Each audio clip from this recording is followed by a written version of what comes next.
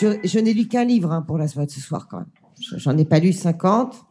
Je n'ai lu que le livre de Philippe. Et page 11. Philippe nous dit, dans un monde de défiance grandissante, et vous l'avez largement dit, en particulier Athanas de manière très imagée, dans un monde de défiance grandissante liée aux promesses non tenues, les réalisations ont bien plus de poids que de beaux discours. 31. Très bien. Pour la soirée. Alors, je voulais remercier. J'annule mon psy pour les 3 prochaines années. Samia, tu vas faire une sacrée économie. Je ferai un don généreux à l'association. Donc, je vous propose qu'on passe sur des sujets très concrets, avec un certain nombre de réalisations qu'on va évoquer ce soir. Philippe, je vais aussi commencer par toi. On va reprendre le micro et voilà, le passer à Philippe. Tu as rapidement tout à l'heure évoqué donc, Fratello. Tu vas peut-être en reparler un petit peu. Rapidement, Fratello, c'est la prise en compte, le fait d'organiser une journée mondiale pour les pauvres et de multiplier, j'ai repris au début d'année 2023 cette présidence nationale et internationale, puisqu'on organisait dernièrement 8 événements en France et 15 à l'international. Et notre objectif, c'est vraiment d'organiser cette rencontre entre des gens qui sont du bon côté de cette fracture sociale avec des gens les plus précaires. Voilà, moi, j'étais avec des gens, il y avait des anciennes prostituées, des gens qui sortaient de la rue, des gens qui avaient des handicaps profonds. Et je trouve que ça nous réouvre le cœur. Ce que je disais tout à l'heure, ça nous fait vraiment... Et le jour où chacun de nous, Athanas disait, on peut tous donner 1 heure, moi, je pense qu'on peut tous s'occuper d'un pauvre. Vous imaginez si chaque personne... c'est s'occuper d'une personne, peut-être 1 heure. Ça peut être, on pourrait combiner notre action, c'est si on s'occupait d'1 heure par semaine ou par mois d'un pauvre, déjà, ça changerait notre vie. Et ça changerait la vie de la société, parce que je pense que notre société a besoin de retrouver une part de gratuité. Et donc, on a prévu des événements autour de banquets de l'amitié. On a des projets sur la Mayenne par rapport à ça. On va en avoir un peu partout en France et un peu partout dans le monde. Par exemple, pourquoi pas de faire un dîner avec des chefs étoilés pour ces plus précaires, pour ces gens qui n'y comptent pour personne aujourd'hui. Parce qu'on est dans un monde où on râle tous.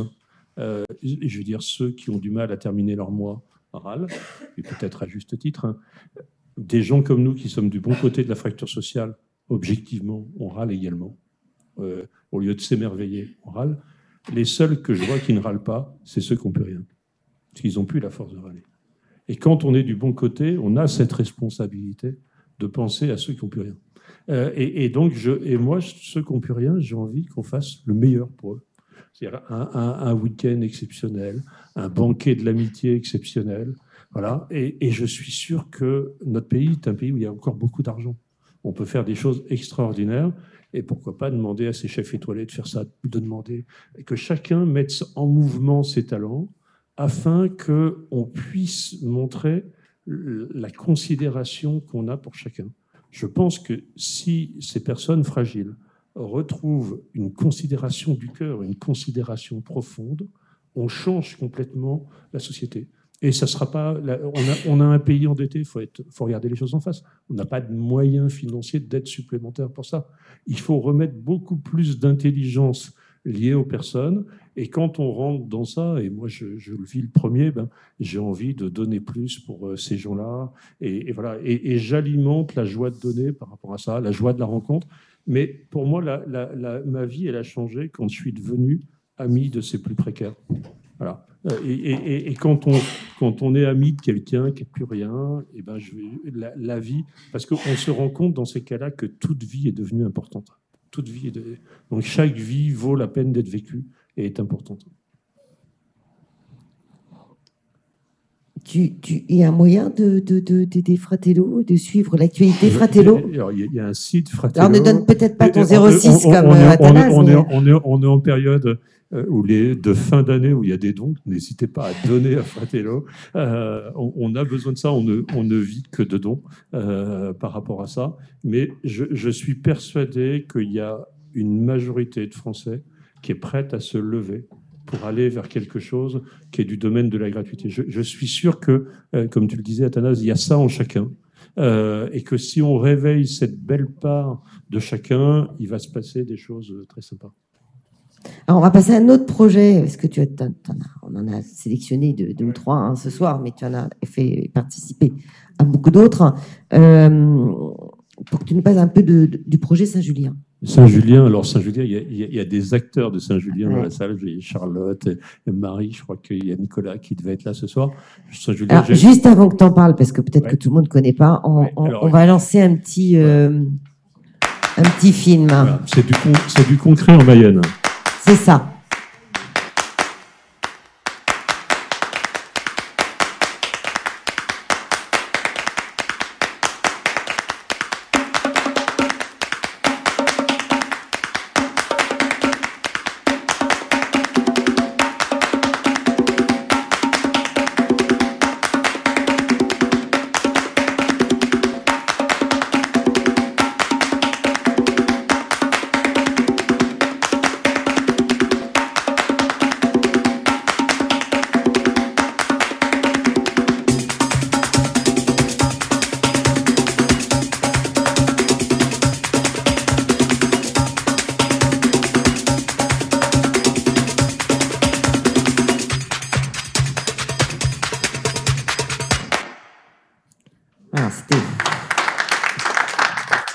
C'est pour introduire un tout petit peu le sujet.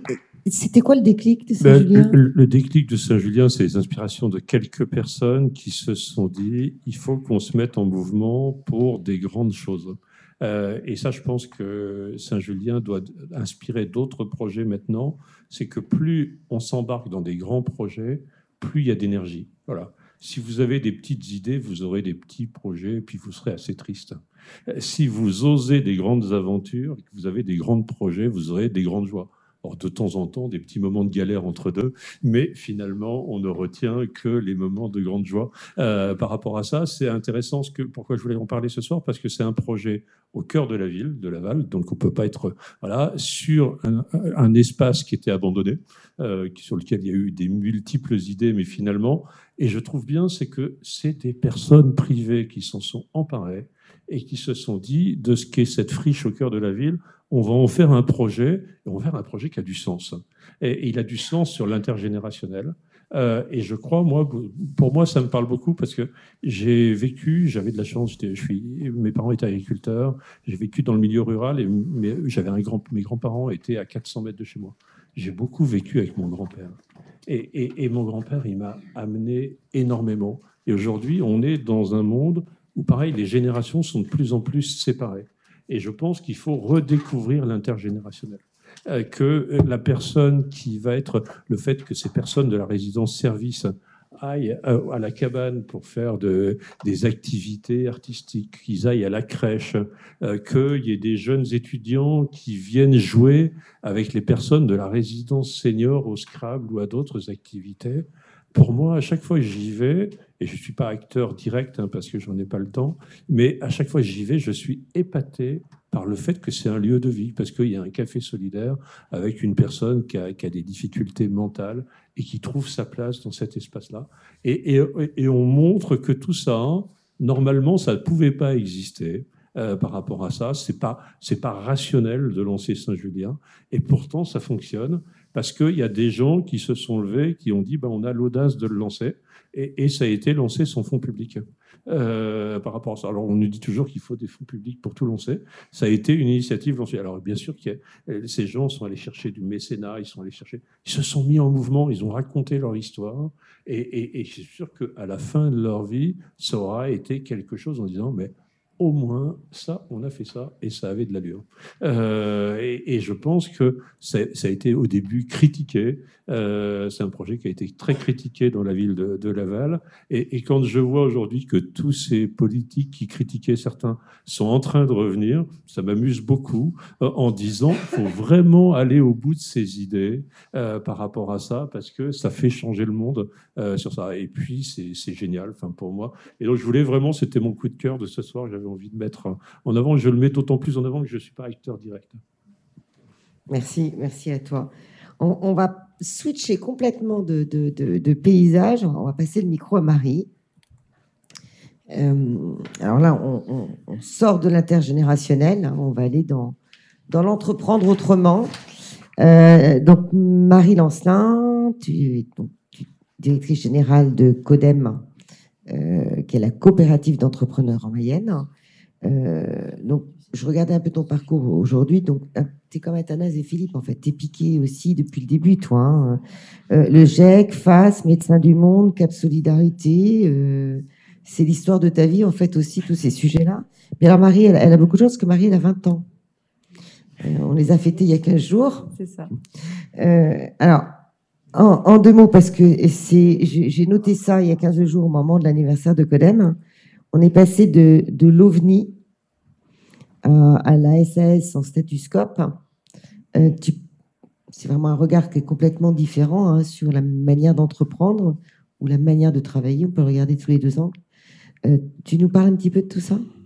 Oui, effectivement, CODEM, c'est une coopérative qui maintenant a 20 ans et qui permet à des personnes qui veulent créer leur activité de ne pas créer leur entreprise directement, mais d'intégrer une entreprise qui existe déjà et qui va faire en fait pour eux le travail des démarches administratives, leur compta, leur paye, voilà. Donc en fait, on est à la fois un support juridique et une aide à l'entrepreneuriat. Mais au-delà de ça, on est une coopérative et l'objectif aussi, c'est que les gens travaillent ensemble. Aujourd'hui, en Mayenne, il y a à peu près 120 entrepreneurs qui sont dans la coopérative et qui, au-delà d'avoir créé leur projet, vont pouvoir décider d'y rester et d'en devenir des associés parce que la façon de travailler à CODEM leur plaît. Et voilà, et on l'a vu effectivement il y a 15 jours. Souvent, quand on entre à CODEM, on a moins envie d'en partir ensuite pour créer son entreprise. On l'a très bien sorti l'autre jour, c'est vrai, oui. Une aventure, enfin, c'est les débuts de CODEM, donc c'était Codémarrage 53, qui était l'ancien nom, certains l'ont peut-être plus connu comme moi d'ailleurs, sous ce nom-là que CODEM. Et puis, comme ça ne suffit pas, il y a un nouveau sujet dont tu t'occupes aussi.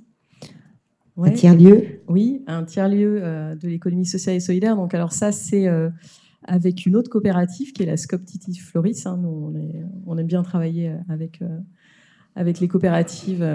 C'est notre milieu de travail.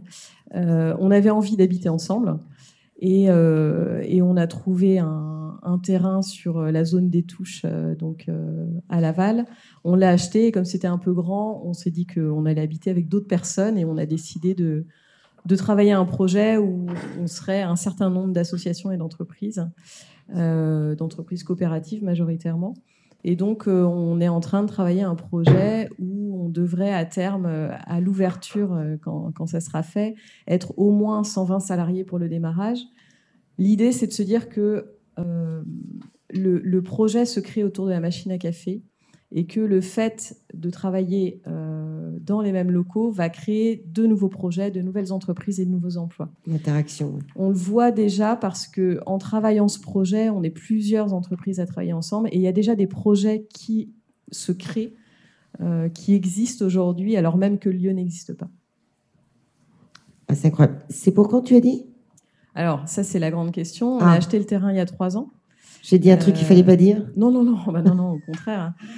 C'est un projet en fait, qu'on avait dimensionné économiquement à quelques millions d'euros. Et en fait, avec l'augmentation des matières premières, l'inflation de l'énergie, l'augmentation des taux d'intérêt, les architectes, en début d'année, nous ont produit un budget 2 fois supérieur à ce qu'ils avaient dit 1 an avant. Donc là, on est en train de retravailler le projet, de refaire des plans et de leur demander de faire rentrer ce qu'on veut dans un budget limité. Voilà. Donc effectivement, là, on en a encore, on est plutôt sur une projection à 2025. D'accord. Mais bon, on ne s'arrête pas.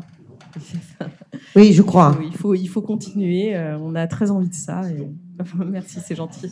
Soyez généreux, le portefeuille. Vous pouvez tous contribuer, en fait. On est une coopérative, donc tout le monde peut prendre des parts sociales et apporter... à la mesure de ses moyens. Tu es à la tribune, hein, donc c'est le moment... C'est le moment de le faire, effectivement.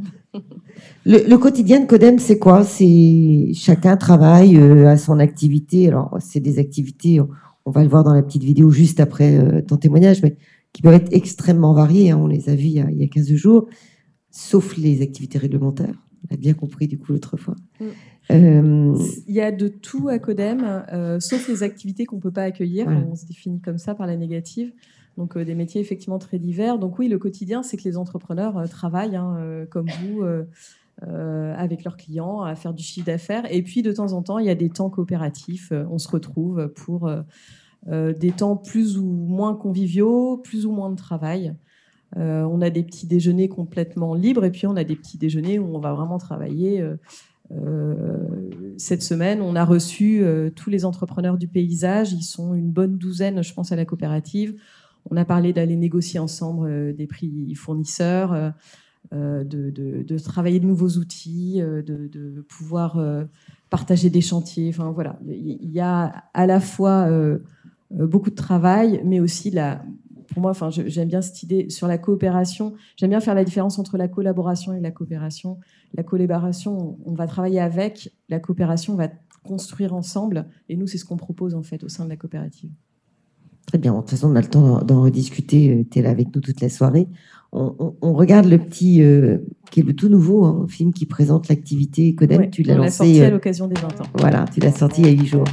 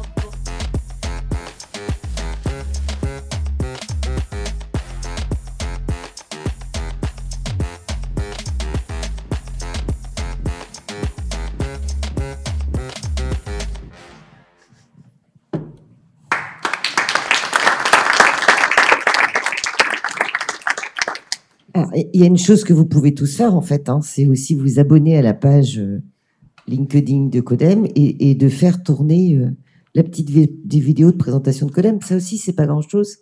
On peut couper le téléphone, mais des fois, il peut être utile quand même pour faire ça. Je remarque aussi que j'ai ma veste du jeudi. J'ai la même dans le... Oui. J'aurais dû faire attention. Mais tu n'auras pas fait l'interview sur un ballon. Non. On t'a épargné ça ce soir. On va passer juste un petit mot sur encore un autre domaine, là, tout à fait un autre domaine avec Gwendoline Gallou. Donc Gwendoline, toi, on te connaît un peu quand même, mais toi, tu es dans le domaine de la santé en permanence. Et quand tu étais vice-présidente du CCAS, même si tu es dans la santé au quotidien, tu as repéré quand même des trous dans la raquette à ce moment-là.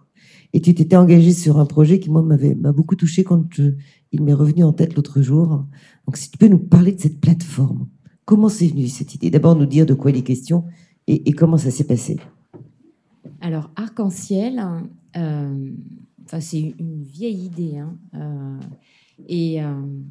J'étais accompagnée tout de même par des agents, directrices et animatrice au CCAS de Laval, qui est un CCAS qui est extrêmement dynamique, très innovant, et pas seulement au niveau social.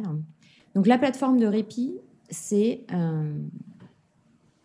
vous avez tous, plus ou moins proches, quelqu'un qui est atteint d'une maladie neurodégénérative, que ce soit Alzheimer, Parkinson, la sclérose en plaques, etc. Et... les gens qui ont le plus de mal à vivre ces syndromes, en fait, ce sont les gens qui les accompagnent. Parce que ça leur demande énormément d'énergie, énormément de temps, et que la plupart travaillent ou ont des activités. Et donc, ils ne peuvent pas en permanence être avec ces personnes qui demandent de plus en plus, au fil de l'évolution de ces maladies, de plus en plus de temps et de plus en plus d'énergie.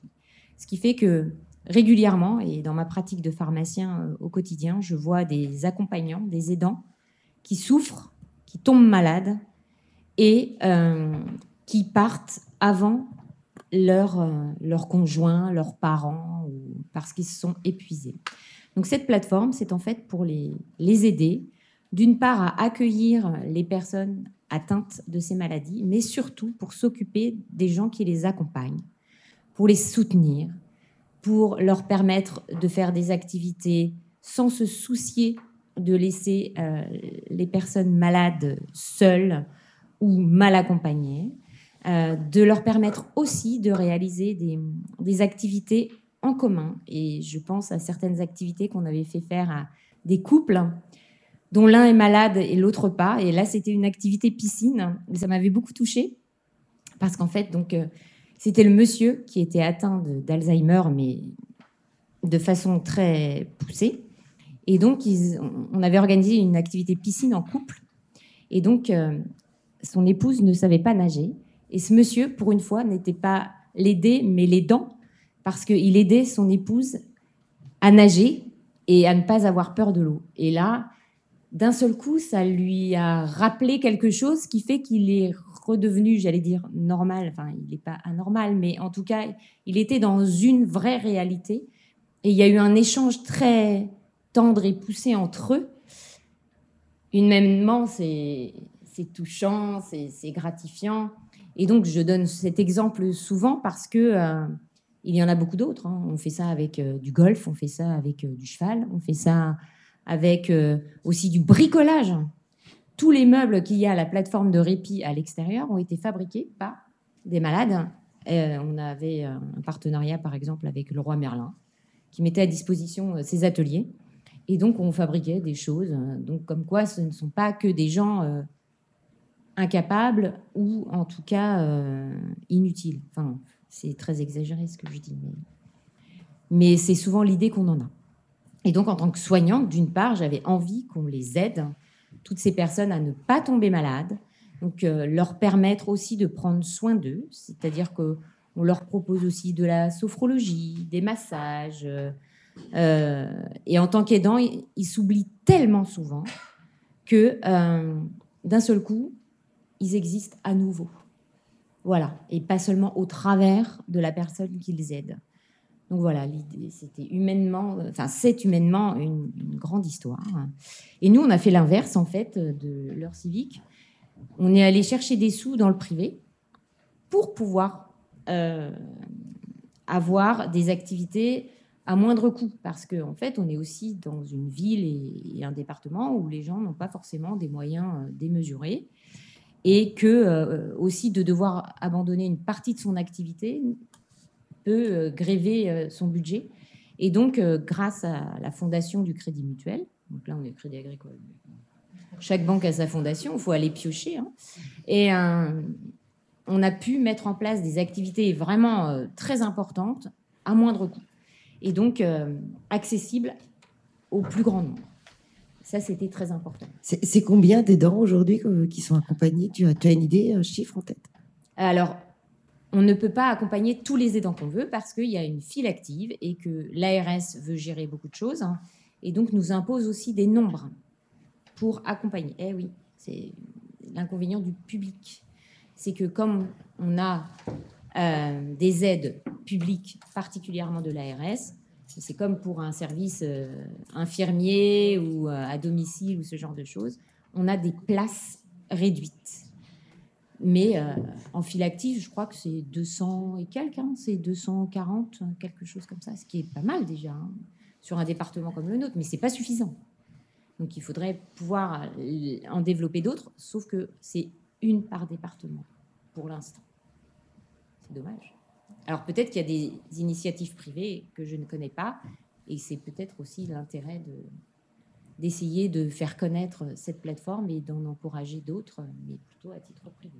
On va peut-être y penser à Saint-Julien. C'est ce que j'allais dire, il est peut-être le moment de lancer une idée là. Hein. Bravo. Bravo.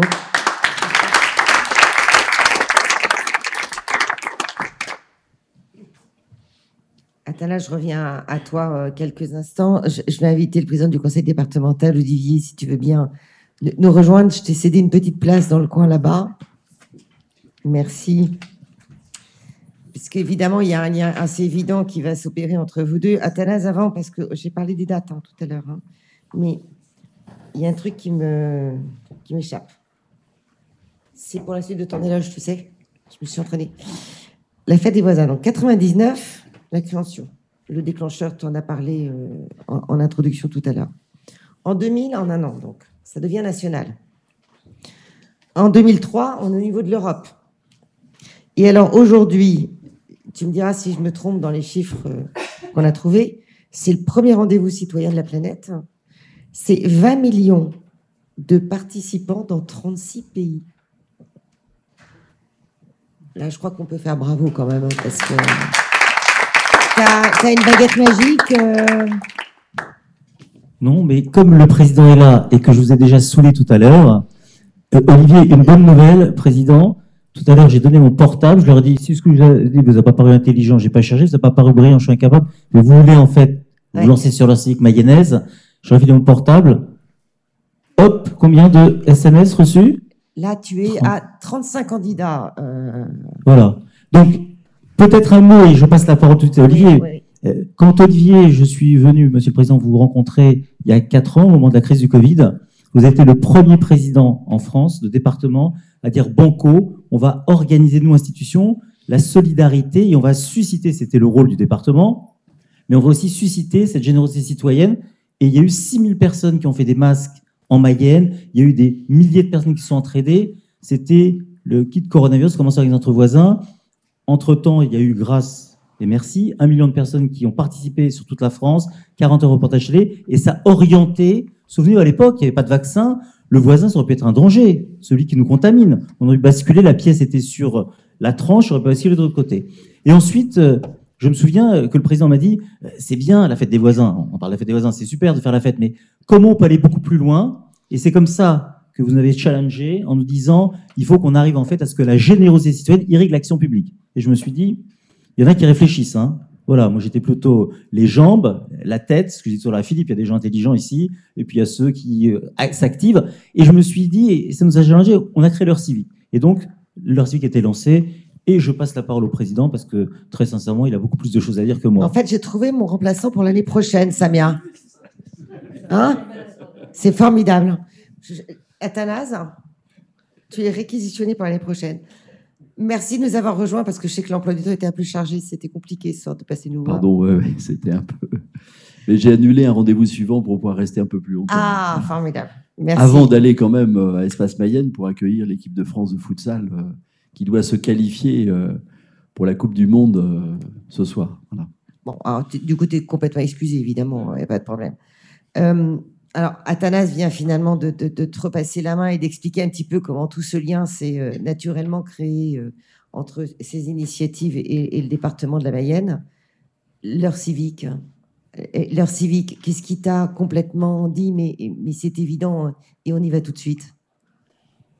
Je crois qu'Athanase l'a très bien dit. Moi, j'ai été frappé au début de cette crise Covid quand 6000 Mayennais, sur un jour, le 8 mai, symboliquement, le jour de la libération, se sont mobilisés pour distribuer aux 300 000 Mayennais les masques en une journée. On s'en souvient pas forcément, mais c'était le Graal. Tout le monde courait après un masque. Pour sortir, il fallait un masque. Et on sortait le 9 mai, je crois, ou le 10 mai, je ne sais plus, à un jour près. Et donc, si on n'avait pas le masque en tissu avec le modèle F, je ne sais plus quoi, d'un tissu, etc., on ne pouvait pas sortir. Et donc, il y a eu cette mobilisation extraordinaire qui s'est poursuivie. Et là, on s'est dit, c'est pas la puissance publique qui peut tout faire. C'est pas la puissance publique qui peut tout organiser. Ce que tu as fait au CCAS est formidable, mais les besoins sont énormes. Et donc, c'est pas l'argent public qui pourra toujours permettre de donner un coup de main. Vous savez, j'ai la responsabilité du dossier du grand âge au niveau des départements de France, qui sont les premiers acteurs. nous allons avoir besoin de 250 000 personnes dans les 6 ans qui viennent pour accompagner le vieillissement de la population. On aura du mal à y arriver. Et donc, s'il n'y a pas cette entraide de proximité qui existe, ça ne fonctionnera pas. Il faut absolument que le voisin ou la voisine... Moi, j'ai ma maman à Saint-Berthevin qui a 92 ans. Elle est chez elle parce qu'elle a la chance d'avoir 2 voisines qui passent tous les jours. Je n'ai pas le temps d'y passer tous les jours. Et puis, je pense qu'elle préfère voir ses voisines peut-être... Les copines, c'est sympa quand autant même. que moi, elles ont plus de temps en tout cas à passer. Et elles ne resteraient pas à domicile s'il n'y avait pas cet accompagnement de proximité. Alors, tout le monde ne peut pas passer 1 heure, 2 heures par jour. Mais si on donne tous 1 heure par mois de notre temps, c'est merveilleux. Alors, ça peut être pour aller faire la causette, comme on dit un peu en Mayenne quelquefois. Ça peut être pour aider quelqu'un à manger, mais ça peut être pour On a mis les activités d'ailleurs. C'est vraiment très varié comme activité. Et donc, cette heure civique, c'est de dire, voilà, donnez 1 heure de votre temps par mois pour donner un petit coup de main à un de vos voisins. Ça a bien fonctionné pendant le Covid. Ça a bien fonctionné pendant cette crise Covid. Et donc, n'abandonnons pas cette générosité et essayons de la structurer, de la construire.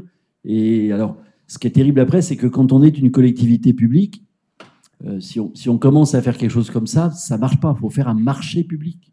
Vous savez, les marchés publics, c'est important. C'est ce que j'allais dire. Comment on a fait un marché public. On a fait un marché public en construisant un cahier des charges. On a lancé un appel d'offres. Athanase a eu la bonne idée de répondre. Il n'était pas le seul. Il y avait 2 offres qui nous ont été soumises. Puis la commission d'appel d'offres a retenu l'offre qu'il proposait. Et donc, on développe depuis quelques mois maintenant. Et moi, je suis ravi de constater l'enthousiasme de nombreuses communes. Hier soir, c'était Évron, je crois, qui lançait le mouvement. La première, c'était Ernée, l'Huisserie, c'était Montsûrs également. Et ce qui tombe très bien, c'est que c'est à la fois des villes un peu plus importantes, comme Évron, comme l'Huisserie, et puis Montsûrs est une ville un peu plus petite.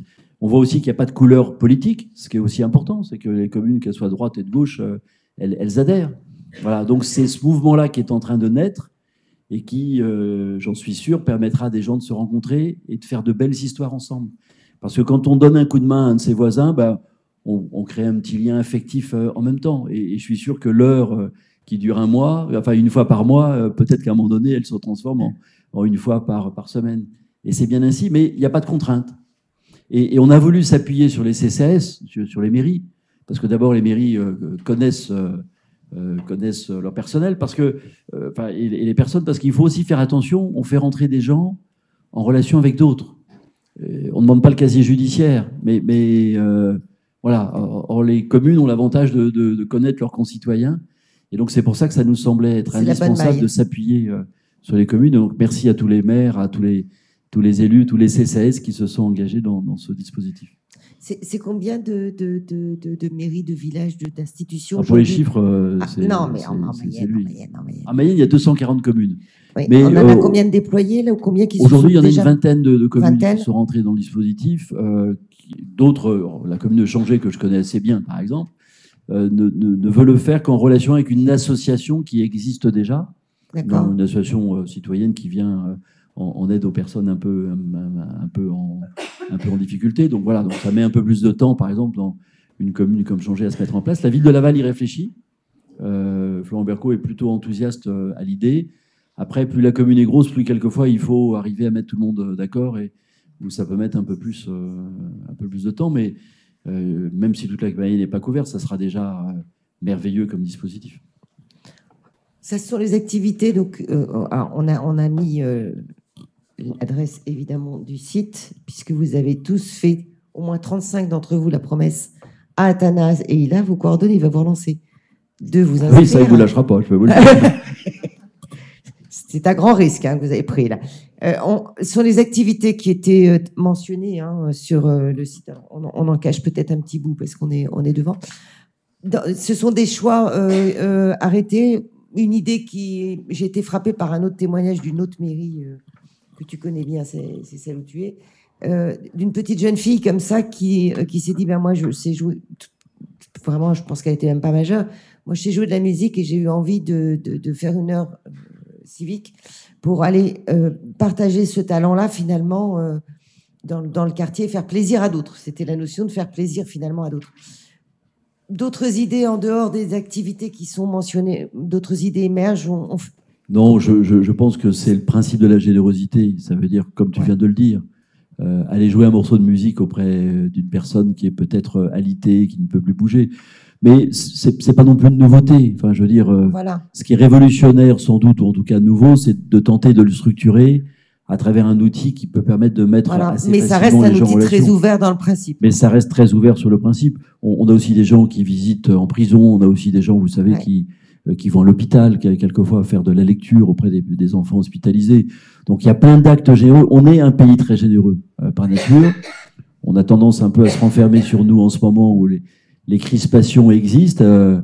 Il faut arrêter de regarder peut-être BFM par moment, ou arrêter de regarder ce qui se passe à l'Assemblée nationale, Vous qui avez donne pas... répété avant tous les deux. qui donne pas une belle image. Non, on n'a pas répété notre duo à circonstance, mais on a vraiment besoin de cette générosité et les Français le sont. Et on l'est encore plus dans un département comme le nôtre, rural, où on a cette habitude d'entraide naturelle. C'est la force de territoires ruraux comme les nôtres. Donc le terreau est fertile, je pense, pour réussir cette belle aventure. Merci beaucoup. Ça, c'est pour ces réseaux sociaux qui filment en même temps. Oui, parce que ce que le président est intelligent. Ce que vous dites est intelligent, président. Vous ne trouvez pas que c'est intelligent, Marie, ce qu'il a dit, le président? Voilà. Je crois que c'est la prise de parole la plus courte d'Athanase de la soirée, en fait. Le président m'a déjà suivi tout à l'heure. Je l'ai salué 5 minutes, il m'a dit « il faut que je te voie, il faut que je te voie ». Alors j'ai réussi à trouver 5 minutes avant de repartir pour le voir. Merci à tous en tous les cas. Merci Olivier pour ta présence et pour ce témoignage-là.